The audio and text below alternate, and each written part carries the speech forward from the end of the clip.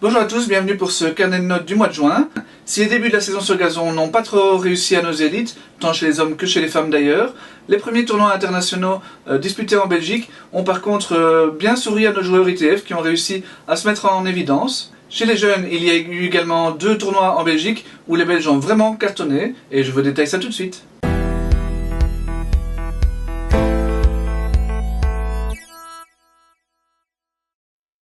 En l'absence de David Goffin, les résultats des joueurs belges sur les circuits ATP et Challenger n'ont vraiment pas été brillants. 3 joueurs ont tout de même réussi quelques bons résultats, mais sans vraiment parvenir à se montrer réguliers. J'ai décidé de placer Arthur de Greef en tête, bien que les résultats de ces 3 joueurs sont plus ou moins équivalents. Arthur a préféré faire l'impasse sur la saison sur gazon pour espérer obtenir un ticket direct pour le tableau final de l'US Open. Pour ça, il aurait dû réussir 3 ou 4 bons résultats en Challenger, c'est pas vraiment le cas pour l'instant. Il a tout de même réussi un quart à Todi, il a franchi un tour également à Lyon, mais par contre à Milan il a été contraint à l'abandon d'entrée. Il lui reste tout de même 2 semaines pour parvenir à réussir son pari. Ruben Bemmelman c'est lui parti se frotter au gazon, avec des résultats mitigés dans un premier temps. Il a d'abord perdu d'entrée au Challenger de Surbiton, mais c'était face au spécialiste Stakowski. Il a ensuite pris part aux qualifications des tournois ATP de Stuttgart et de Halle, mais n'a réussi à remporter qu'un seul match. Par contre, il a vraiment bien joué lors des qualifications de Wimbledon, et il a réussi à rejoindre le tableau final pour la 5e fois en 7 ans. On sait déjà que ses résultats lors de ce tableau final ont été vraiment très bons, mais je vous détaillerai ça lors du carnet de notes du mois de juillet. Joris Delor est passé vraiment tout près de ce Graal qui constitue la qualification pour un tableau final en Grand Chelem. Il n'a perdu que 7-5 lors du 5e set des qualifications, du dernier tour des qualifications. Je rappelle qu'à Wimbledon, c'est le seul tournoi du Grand Chelem où le dernier tour des qualifications se dispute en 5-7. C'est vraiment dommage, mais d'un autre côté, ça reste pour l'instant le meilleur résultat en Grand Chelem de Joris, donc c'est quand même encourageant. Plus tôt dans le mois, il avait réussi un bon quart de finale au Challenger de Lisbonne, mais s'était incliné d'entrée ensuite lors de Challenger de Vicenza et de Ilkley.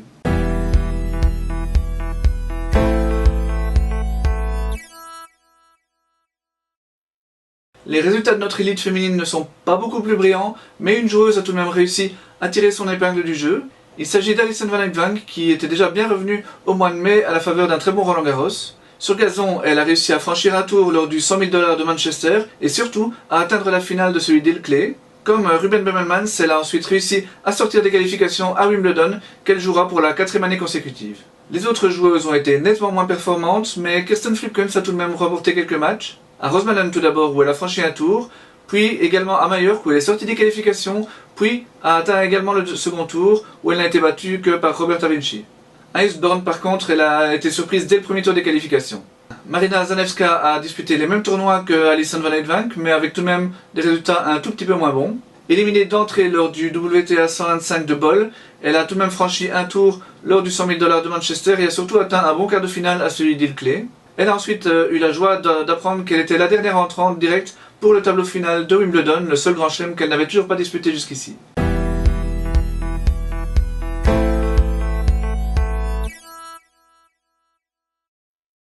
Le seul Belge à avoir remporté un titre ce mois-ci chez les adultes est donc Julien Canigna qui confirme ses 2 très bons mois précédents. Il s'est donc imposé à Antalya et c'est son 10e titre sur le circuit. Sur sa route, il a notamment écarté le Sud-Africain Harris, 260e mondial et tête de série numéro 1, au tie-break du 3e set. Julien a encore disputé 2 autres quarts de finale, à Sopot et à Havre. C'est justement à Havre où débutait la série de tournois futurs en Belgique que Christopher Heyman a réalisé son premier bon résultat du mois. Après une défaite au 2e tour à Hammamet, il a en effet atteint la finale dans la banlieue montoise et lui aussi a battu la tête de série numéro 1 lors de son parcours. La semaine suivante, Christopher rééditait son parcours à Arlon, mais là c'était lors d'un 25 000 $, et c'est la première fois que Christopher atteint ce stade de la compétition dans un tournoi aussi relevé. La première tête de série que Christopher a battue lors de ces 2 tournois, c'était Clément Gaines. Alors Clément n'a pas réalisé un très bon mois, il a fait donc une demi à Havre, un 2e tour à Arlon et un quart de finale à Hammamet, qui à chaque fois en tant que tête de série numéro 1 est légèrement en dessous de ce qu'il aurait pu faire, mais il a tout de même le 3e meilleur bilan du mois puisque les autres joueurs belges n'ont pas beaucoup brillé en futur. C'est le cas de Jonas Merckx qui est un petit peu la déception de ce mois de juin. On attend tout de même beaucoup de Jonas cet été, notamment lors de la fameuse série de tournois en Belgique. En juin, il n'a remporté qu'un seul match et encore c'était par abandon lors de 2 tournois à Hammamet. Et à Arlon, il n'a franchi qu'un tour également face à un invité. Donc vraiment, c'est en dessous de ce qu'il est capable de faire.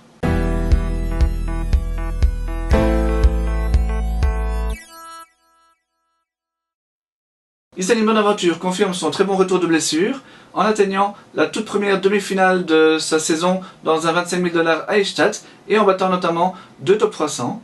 La semaine suivante à Lund, toujours en Suède et toujours pour un 25 000 $, elle sort la 189e mondiale et ne s'arrête qu'en quart de finale. En début de mois, elle avait perdu au premier tour à Figueira da Foz au Portugal. Notre deuxième joueuse est Magali Kempen qui a été la seule joueuse à atteindre une finale, c'était à Kaltenkirchen pour un 15 000 $. C'est le seul tournoi que Magali a disputé ce mois-ci, donc c'est un petit peu difficile de juger réellement de sa forme, mais tout de même ce parcours est de bon augure puisqu'elle a quand même eu quelques matchs très difficiles, notamment en demi-finale lorsqu'elle a battu la tête de série numéro 1 en 3-7 au tie-break du 3e set. La joueuse la plus prolifique du mois a été Margot Bovy qui a remporté 7 matchs et a notamment atteint ses 2 premières demi-finales sur le circuit à Hammamet et à Minsk. En Biélorussie, elle a notamment battu sa toute première top 500. Sa fin de mois est par contre un tout petit peu moins bonne puisqu'elle a perdu au deuxième tour lors d'un autre tournoi en Tunisie et au premier tour à De Haan. Ce tout premier tournoi ITF de l'année disputé en Belgique à De Haan donc a également permis à Elisa Van Langenong de se hisser en quart de finale. Ce résultat faisait suite à une demi-finale à Alkmaar, donc le bilan de Elisa est vraiment très positif sur ce mois de juin et méritait bien une petite mention. Tout comme le bilan de Britt Gökens qui a atteint à Figueira da Foz le premier quart de finale dans un 25 000 $ de sa carrière. En plus, elle sortait des qualifications. Toujours au Portugal, elle a également franchi un tour dans les 15 000 $ de Montemoro Novo et de Guimarães.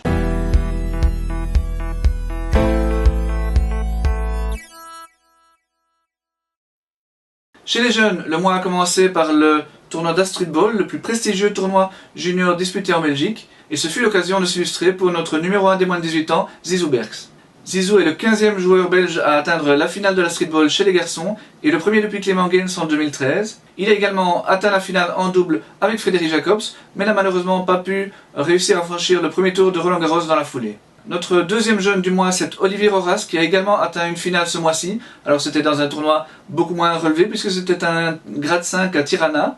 Néanmoins, Olivier a vraiment réalisé un très bon tournoi là, et s'est en plus également imposé lors de l'épreuve de double. Le mois de juin s'achevait également sur un tournoi disputé en Belgique, puisqu'il y avait la Christophe Ligonius Cup, un tournoi réservé aux moins de 16 ans et disputé au TC Setways, c'est-à-dire vraiment à la limite entre Bruxelles et Schaerbeek. Ce tournoi classé catégorie 3 a vraiment beaucoup souri aux Belges et notamment à Laureline Glaude qui s'est imposée chez les filles. Tête de série numéro 8, Laureline a réalisé un parcours vraiment brillant puisqu'elle n'a pas perdu le moindre set de la semaine alors qu'elle a dû tout de même affronter 3 des 4 principales favorites du tableau. Le tournoi a sacré des Belges dans toutes les catégories puisque c'est Raphaël Collignon qui s'impose chez les garçons en simple, Tom Cranals en double et la paire composée par Audrey Liégeois et Mila Zanier a remporté le double chez les filles.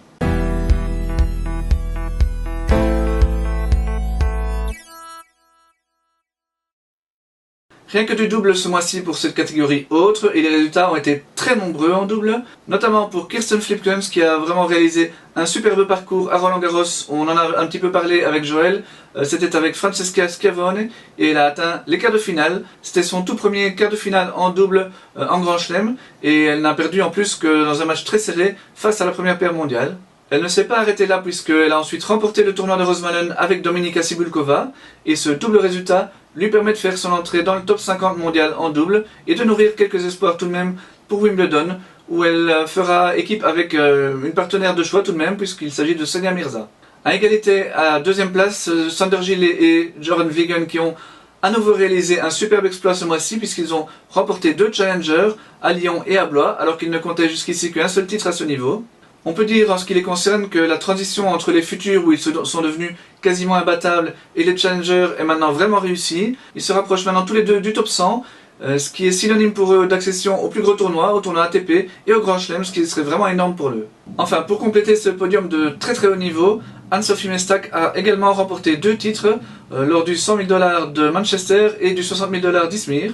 Alors que Anso continue à éprouver des difficultés en simple, elle est par contre quasiment revenue maintenant dans le top 100 en double. Je ne peux pas non plus ne pas mentionner le très beau parcours en double de Kimberly Zimmerman qui a remporté son deuxième titre en 25 000 $ à Périgueux, un mois seulement après le premier. Un tout petit peu plus tôt dans le mois, elle avait également atteint une finale à ce niveau, c'était à Essen. Ajoutez encore à cela 3 autres finales pour Marina Zanevska, Hailey Clay, pour Magali Kempen à Kaltenkirchen et pour Elisa van Langendonk à De Haan. Et vous avez un mois vraiment exceptionnel pour le tennis belge.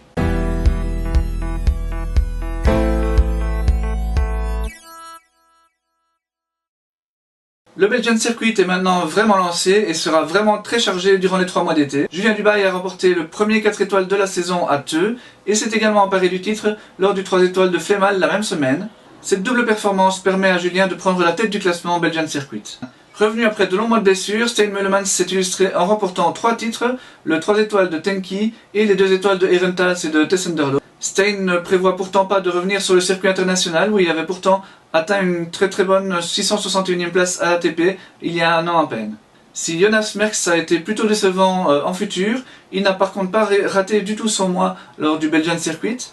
Il a en effet remporté le 3 étoiles du TC Players et le 2 étoiles à Merelbeek. Il y a eu plusieurs autres multiples vainqueurs sur le Belgian Circuit ce mois-ci, notamment Sophie Oyen qui a remporté 2 étoiles à Tenki et à Tessenderlo. On peut également saluer les belles victoires de Justine Pisson aux 2 étoiles du KTC Isis et aux 1 étoile de Dove, ainsi que celle de Gaëtan Delovin-Foss aux 2 étoiles du Club Justine Hénin et aux 1 étoile de Wimbledon. Les derniers doubles vainqueurs n'ont remporté entre guillemets que des 1 étoile. C'est le cas de Arnaud Destrebeck à Evere et au TC Audinois, de Carla Quadflieg à Theux et à Eupen, ainsi que de Margot Maquet qui s'est imposée à la Citadelle et au TC Sonnegia.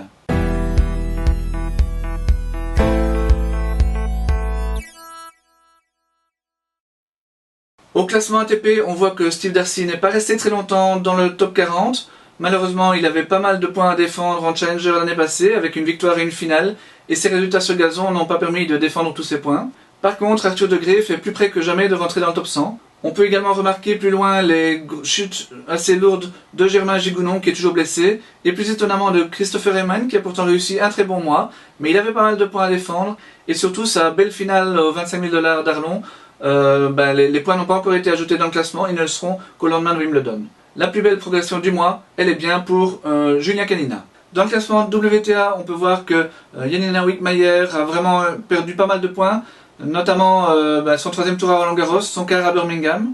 Et le mois prochain, il y a gros danger puisqu'elle devra défendre les points de sa victoire au tournoi WTA de Washington. Donc vraiment, la chute hors du top 100 est tout à fait plausible pour Janina si elle ne réussit pas de gros résultats. On voit plus loin que Iseline Bonaventure poursuit sa dégringolade. Bon, c'est dû toujours à sa longue indisponibilité pour blessure. L'année passée, son classement était nettement meilleur, donc elle jouait un niveau bien plus élevé. Elle avait notamment réussi une demi-finale en 50 000 $. Ça fait beaucoup de points à perdre. Et malgré son bon mois ici en juin, elle n'a pas pu gagner autant de points que l'année passée. Et elle continue à descendre. Mais c'est terminé puisqu'elle n'a presque plus de points à défendre maintenant jusqu'à la fin de l'année, donc elle ne peut plus que remonter et je suis sûr qu'elle arrivera à remonter assez rapidement dans les mois qui viennent. Les plus belles montées du mois ont été réalisées par Magali Kempen et par Margot Bovy grâce aux résultats que je vous ai décrits dans la section ITF. Enfin, un petit mot sur Claire Chulibens qui est encore 657e dans le classement mais qui a été 295e début 2015 et devant son incapacité à retrouver la forme de ce début de carrière, elle a décidé de raccrocher ses raquettes. Elle sera dorénavant coach dans l'école des jeunes du Wimbledon à Saint-Tron et on lui souhaite évidemment tout le bonheur possible pour cette nouvelle carrière qui s'annonce pour elle.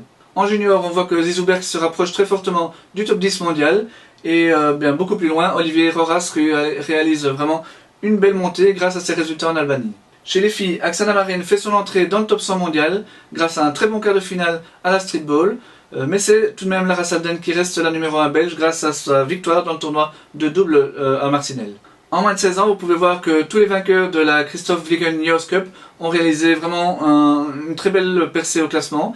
Et c'est surtout très important pour Raphaël Collignon qui fait son entrée dans le top 100. Voilà, c'est tout pour ce carnet de notes, j'espère qu'il vous a plu.